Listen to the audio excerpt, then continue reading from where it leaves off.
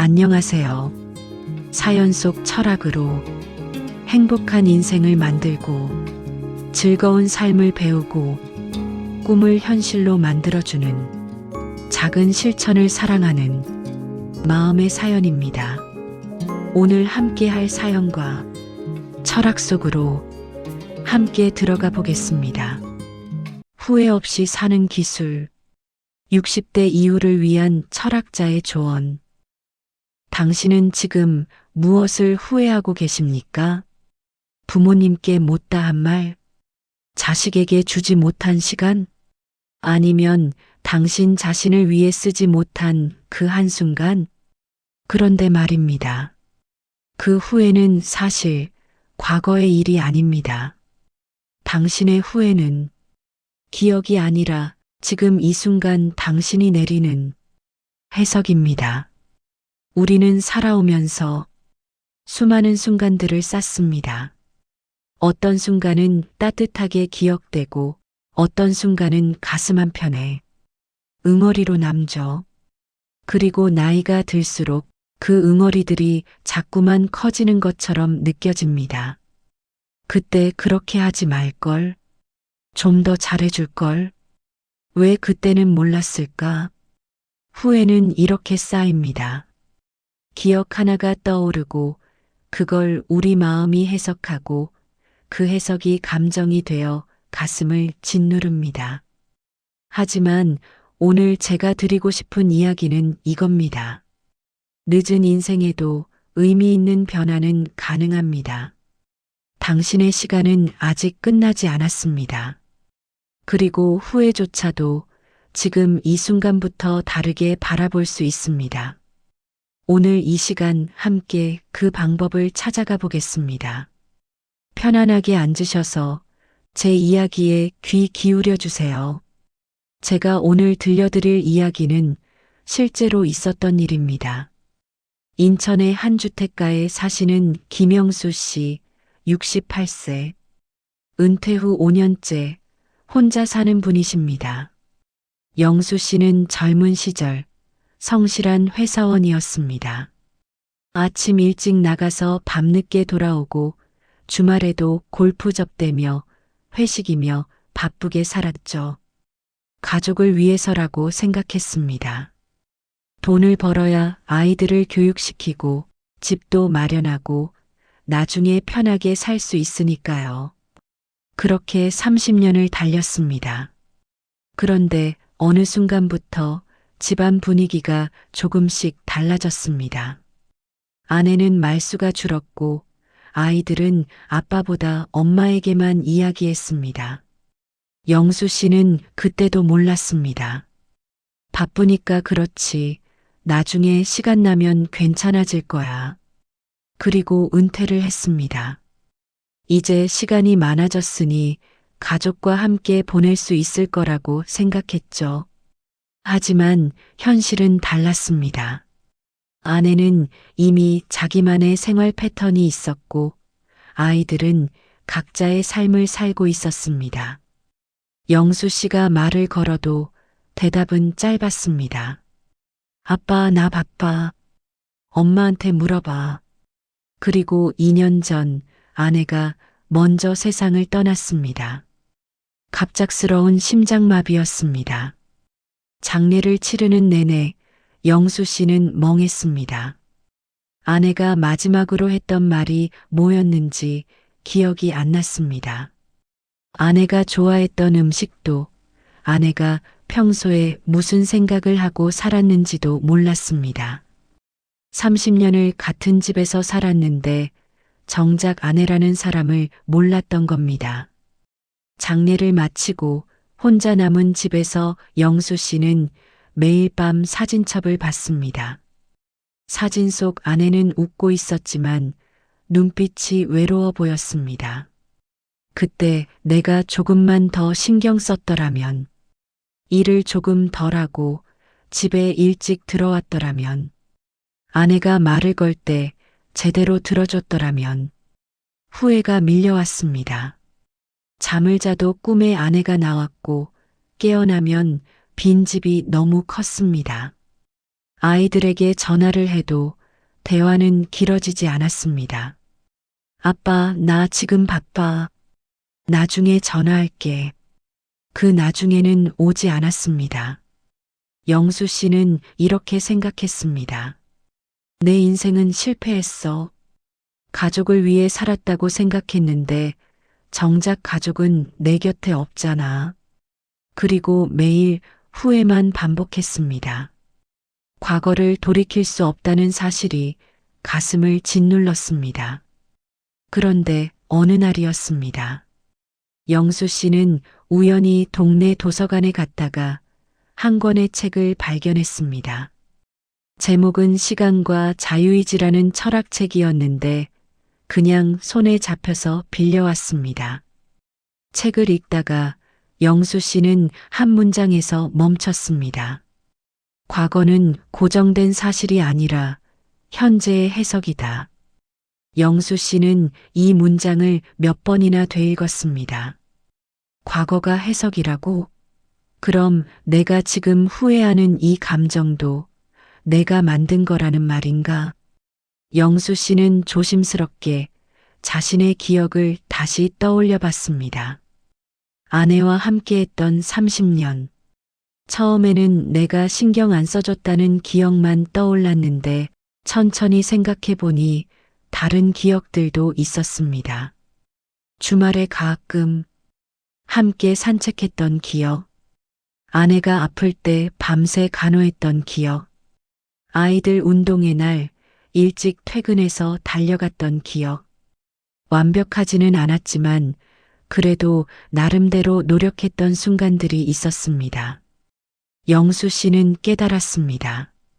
내가 지금 후회하는 건 과거의 사실 때문이 아니라 지금 내가 과거를 바라보는 방식 때문이구나. 그리고 조금씩 마음이 달라지기 시작했습니다. 며칠 후 영수 씨는 아들에게 전화를 걸었습니다. 평소처럼 밥 먹었냐로 시작하는 대신 이렇게 말했습니다. 아들아, 미안하다. 아빠가 너한테 제대로 못해줬지. 그런데 지금이라도 너랑 이야기 좀 하고 싶구나. 아버지, 무슨 일 있어요?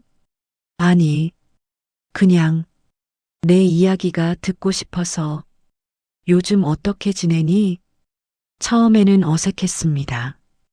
아들도 뭐라 대답해야 할지 몰라서 짧게만 대답했습니다. 하지만 영수 씨는 포기하지 않았습니다. 일주일에 한 번씩 조금씩 전화를 했습니다.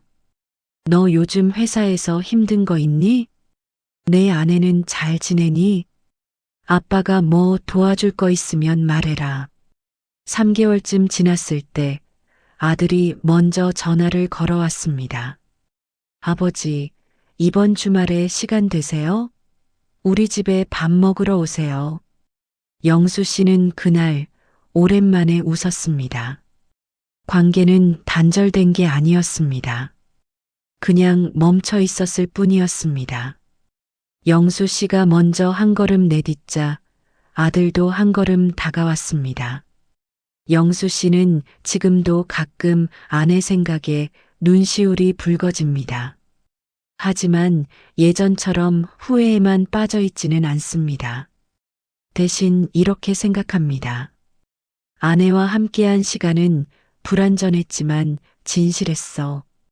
그리고 지금 내가 할 수 있는 건 남은 사람들과 더 잘 지내는 거야. 과거는 바뀌지 않습니다. 하지만 과거를 바라보는 눈은 바뀔 수 있습니다. 그리고 그 눈이 바뀌면 현재도 달라집니다. 영수 씨의 이야기는 그걸 보여줍니다. 자, 이제 조금 다른 이야기를 해볼까 합니다.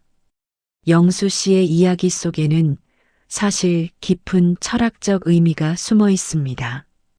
어렵게 들릴 수도 있지만 천천히 따라오시면 됩니다. 편안하게 들어주세요. 프랑스의 철학자 앙리 베르그송이라는 분이 계셨습니다. 이분이 말한 개념 중에 지속이라는 게 있습니다. 프랑스어로는 뒤레라고 하는데요. 이 개념이 참 중요합니다. 우리는 보통 시간을 이렇게 생각합니다. 과거, 현재, 미래가 일직선으로 흘러가는 거라고요. 그래서 과거는 지나갔으니 바꿀 수 없다고 생각하죠. 그런데 베르그송은 이렇게 말합니다. 시간은 직선이 아니라고. 시간은 겹겹이 쌓인 감정의 결이라고. 무슨 뜻일까요? 예를 들어볼게요. 당신이 20년 전에 자식과 다툰 일이 있다고 칩시다. 그 순간은 20년 전에 지나갔습니다. 하지만 그 기억은 지금도 당신 안에 살아 있습니다. 그리고 중요한 건 이겁니다. 그 기억을 지금 어떻게 느끼느냐는 지금의 당신이 결정한다는 거죠. 20년 전 그 순간에 당신이 느낀 감정과 지금 그 기억을 떠올릴 때 느끼는 감정은 다를 수 있습니다.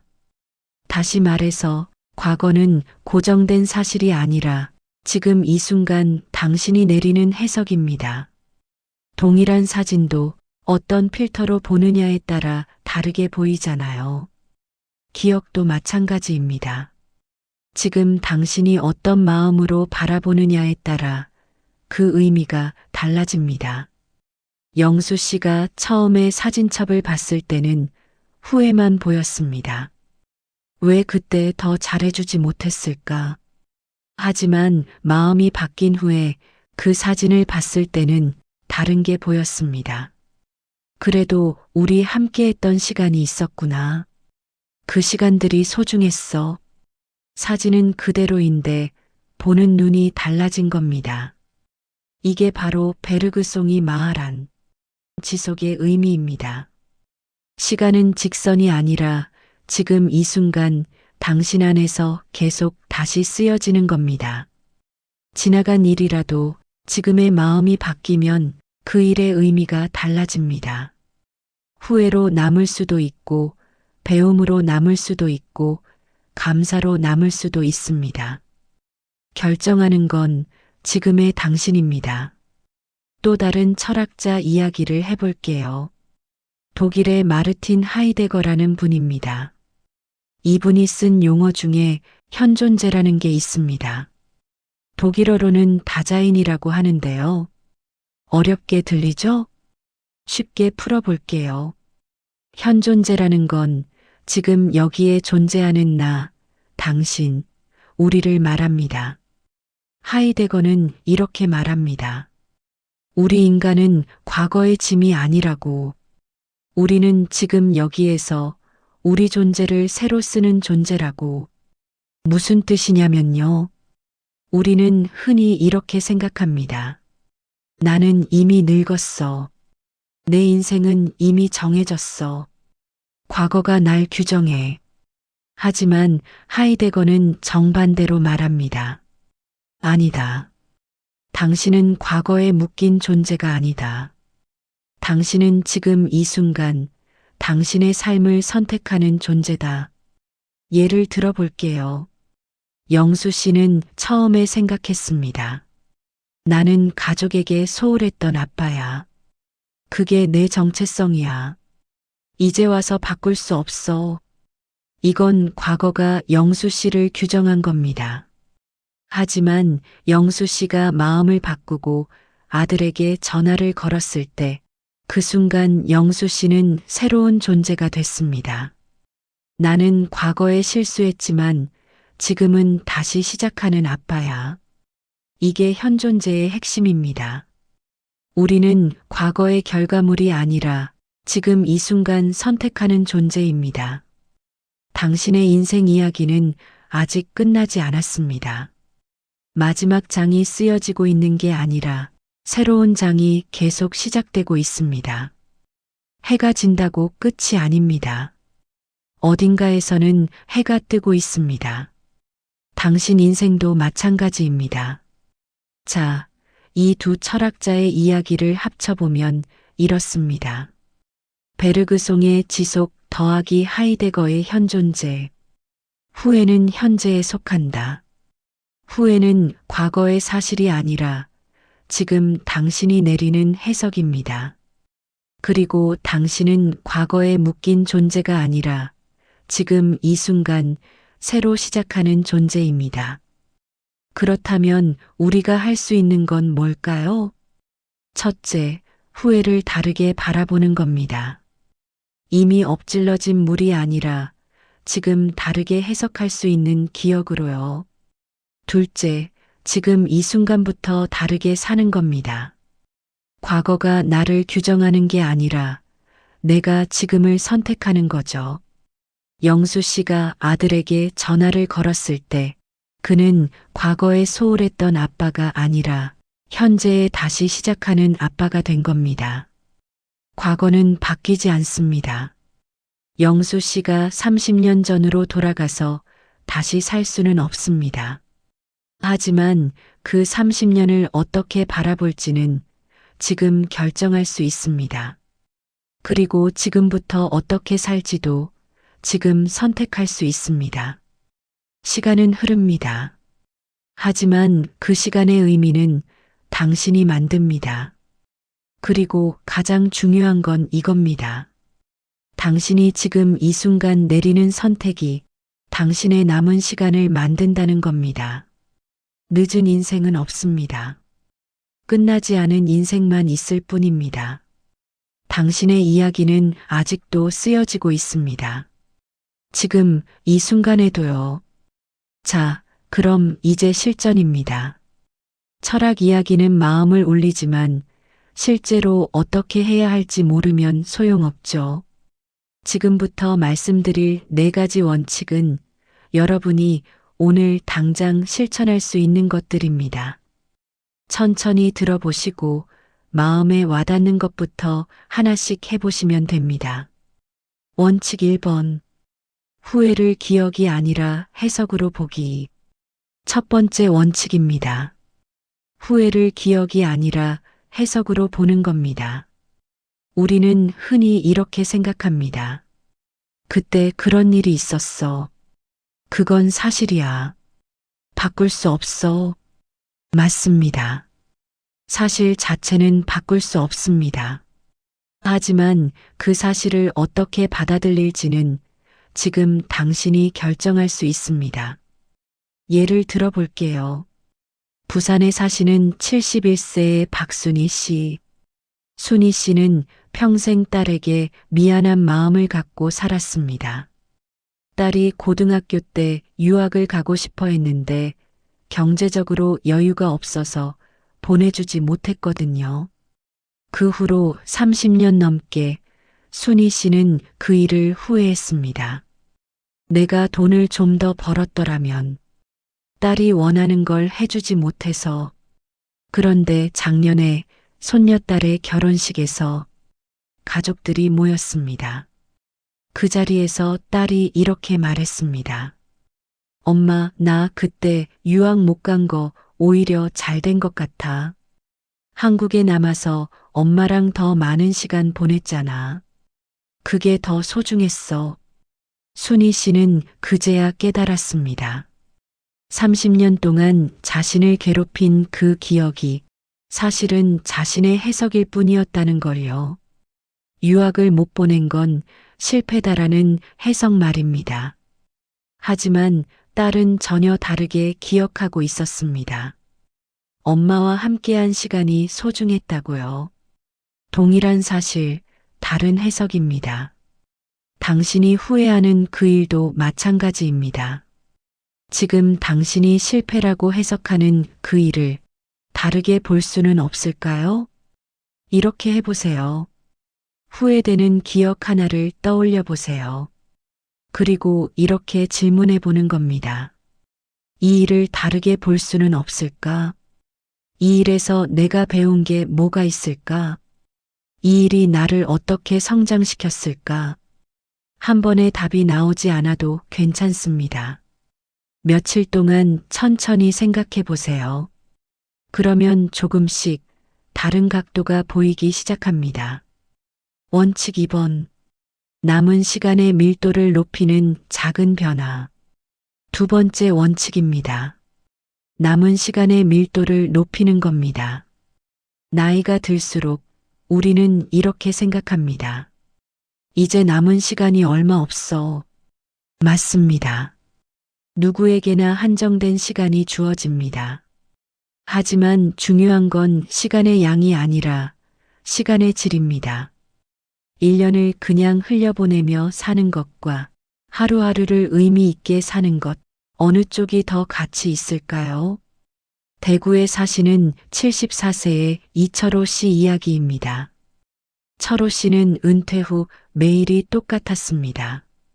아침에 일어나서 TV 보고, 낮잠 자고, 저녁 먹고, 또 TV 보고 자고. 어느 날 철호 씨는 생각했습니다. 나 이렇게 살다가 죽는 건가?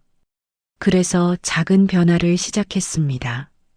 매일 아침 30분씩 동네를 걷기로 한 겁니다. 처음에는 힘들었습니다. 몸도 무겁고 귀찮기도 했죠. 하지만 일주일, 한 달, 석 달을 걷다 보니 변화가 생겼습니다.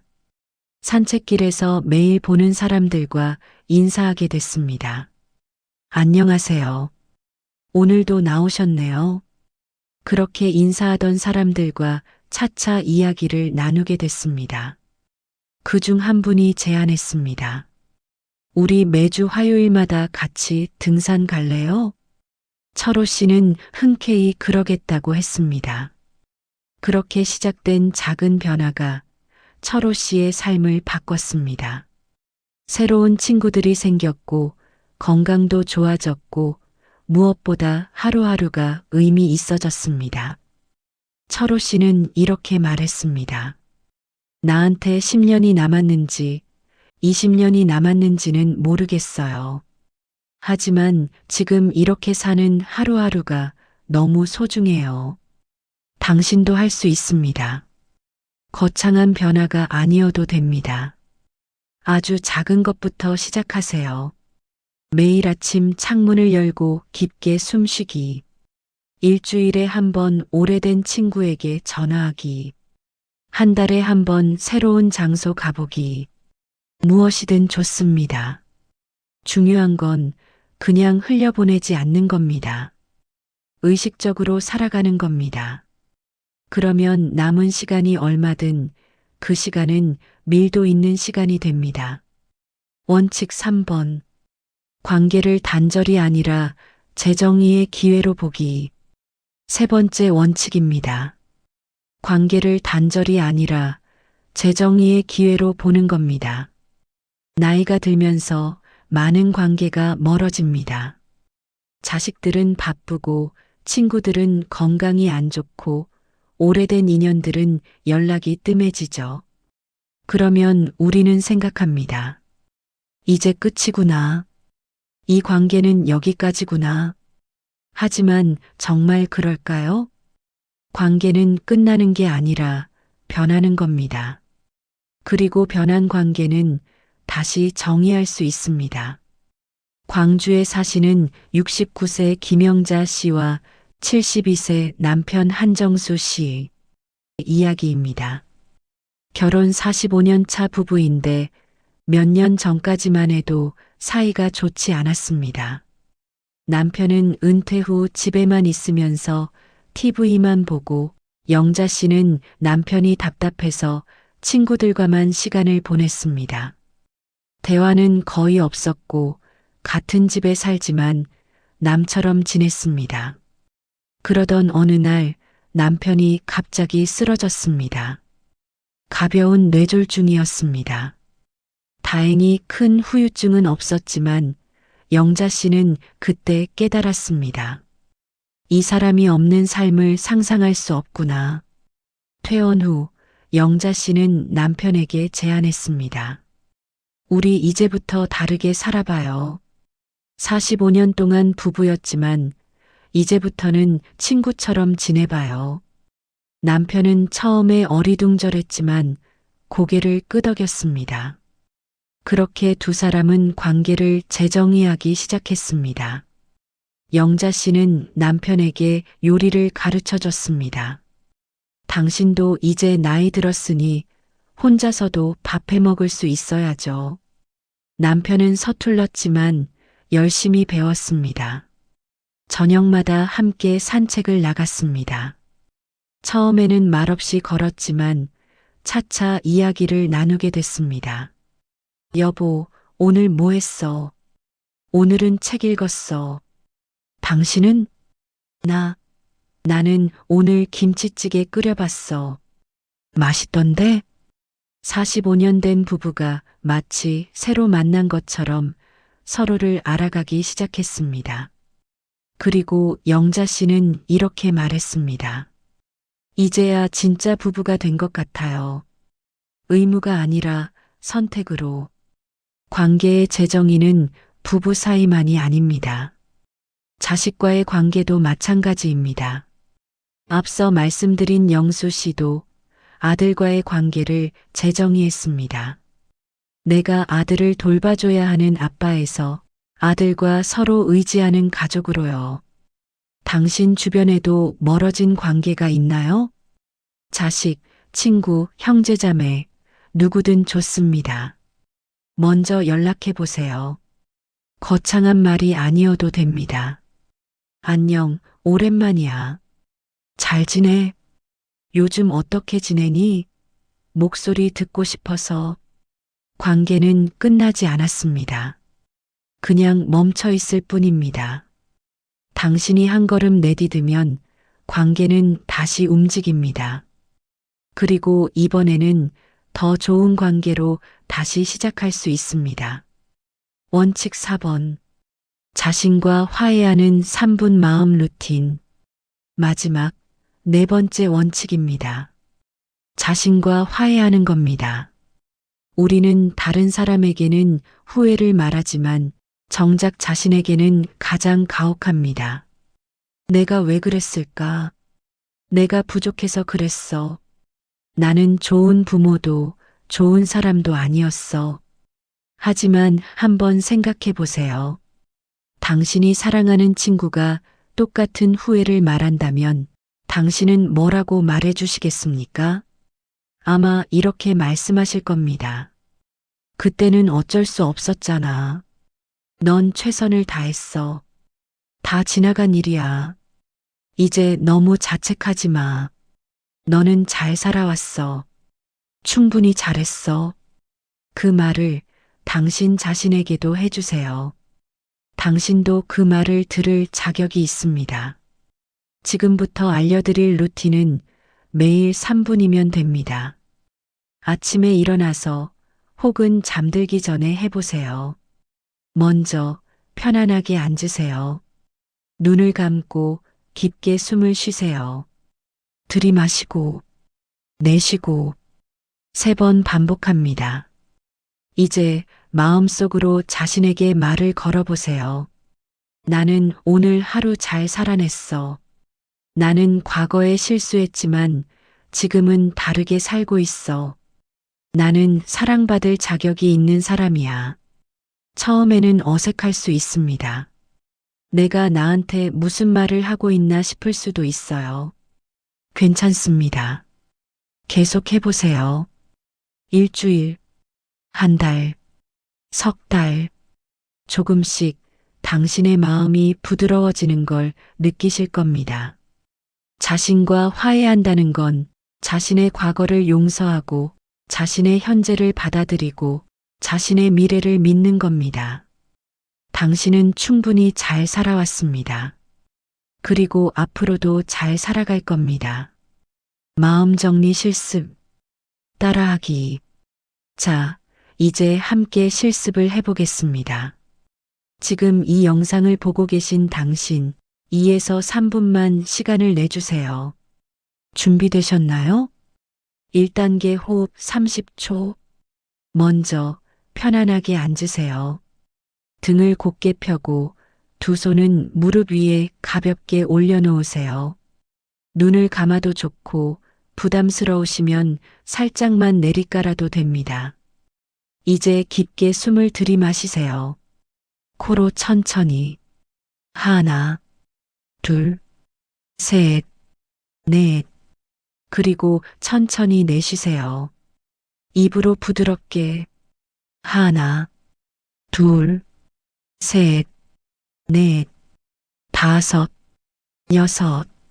다시 한번 들이마시고 하나, 둘, 셋, 넷, 내쉬고 하나, 둘, 셋, 넷, 다섯, 여섯.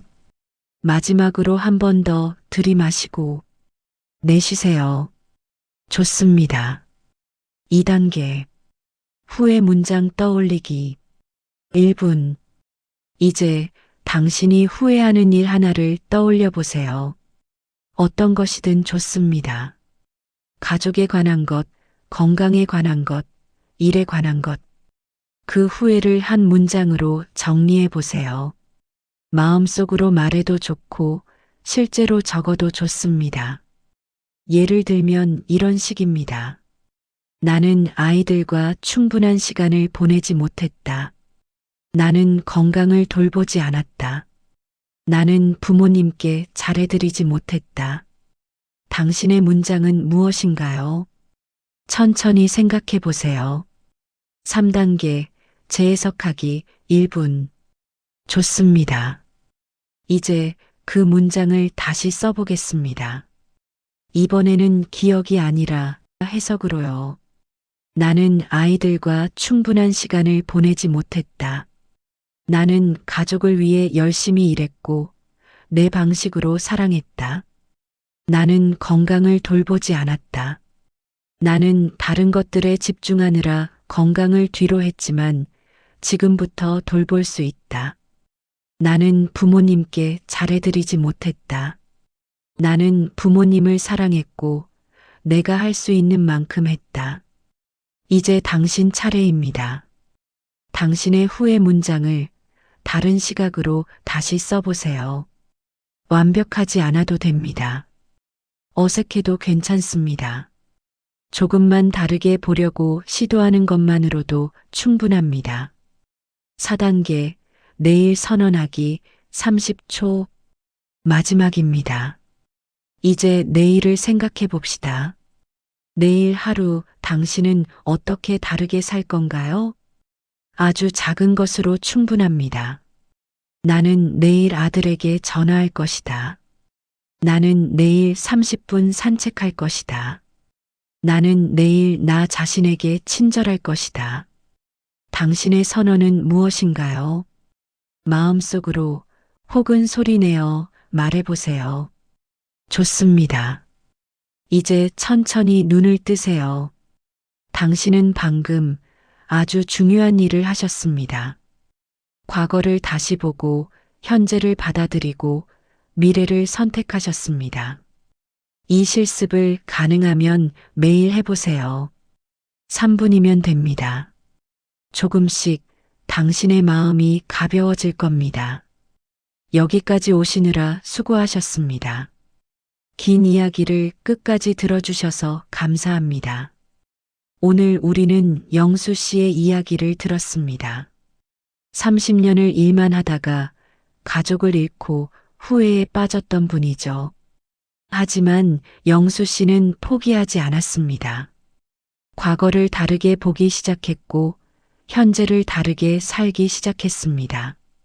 순희 씨의 이야기도 들었습니다. 30년 동안 딸에게 미안해했던 분인데 딸은 전혀 다르게 기억하고 있었습니다. 철호 씨의 이야기도 있었죠. 무료한 일상을 살다가 작은 변화로 삶의 의미를 찾은 분입니다. 그리고 영자 씨 부부.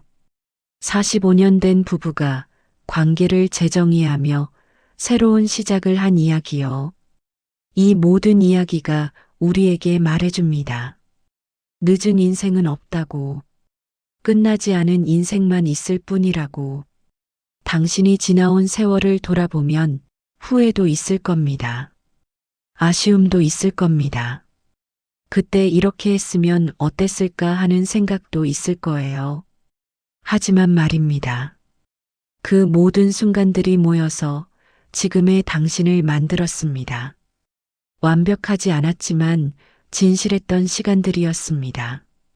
당신은 최선을 다했습니다. 그 시절, 그 상황에서 당신이 할 수 있는 최선을요. 지금 돌아보면 부족해 보일 수 있지만 그때의 당신은 정말 열심히 살았습니다. 그러니 이제는 자신을 조금 용서해 주세요. 자신에게 조금 관대해져 주세요. 당신도 사랑받을 자격이 있습니다. 당신 자신에게서부터요. 베르그송이 말했습니다. 시간은 직선이 아니라 지금 이 순간 당신 안에서 계속 다시 쓰여진다고 하이데거도 말했습니다. 당신은 과거의 짐이 아니라 지금 여기서 존재를 새로 쓰는 존재라고. 당신의 이야기는 아직 끝나지 않았습니다. 지금 이 순간도 당신의 이야기는 계속되고 있습니다. 그리고 그 이야기를 어떻게 써나갈지는 지금의 당신이 결정합니다. 오늘부터 작은 변화를 시작해 보세요. 후회를 다르게 바라보는 것, 남은 시간의 밀도를 높이는 것, 관계를 재정의하는 것, 자신과 화해하는 것, 한 번에 다 하려고 하지 마세요. 하나씩 천천히 당신의 속도로 하면 됩니다. 넘어져도 괜찮습니다. 다시 시작하면 됩니다. 중요한 건 포기하지 않는 겁니다. 당신은 할 수 있습니다. 그리고 혹시 당신 곁에 비슷한 고민을 하는 분이 계시다면 이 영상을 나눠주세요. 혼자가 아니라는 것, 함께 갈 수 있다는 것, 그것만으로도 큰 위로가 됩니다. 오늘 이 시간이 당신에게 작은 위로가 되었기를 바랍니다. 당신이 조금이라도 마음이 가벼워지셨다면 그것만으로도 저는 기쁩니다. 당신의 시간은 소중합니다. 당신의 삶은 의미 있습니다. 당신은 존중받을 자격이 있습니다. 당신의 시간은 아직도 흐르고 있습니다. 아직 끝나지 않았습니다. 당신 잘 살아오셨습니다. 그리고 앞으로도 잘 살아가실 겁니다. 당신의 이야기에 함께 해주셔서 감사합니다. 좋아요와 구독은 큰 힘이 됩니다. 다음 영상에서 또 만나요.